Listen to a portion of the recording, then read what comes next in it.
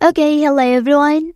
Here I want to provide tutorial on how to enable open link in a new tab in DuckDuckGo app on Android device.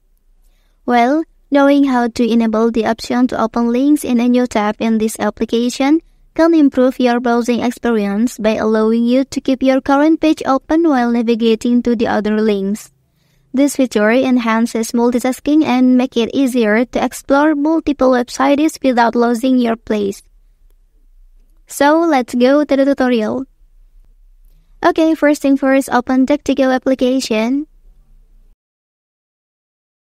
Well, so here you can open any website you want.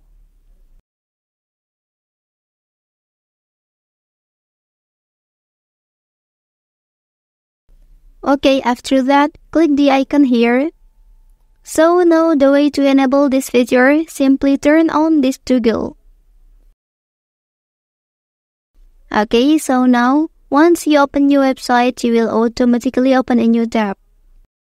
Okay, that's the tutorial on how to enable open link in a new tab in DuckDuckGo application on Android device. If you are helped by this video, don't forget to like and subscribe to get other information from this channel. Thank you.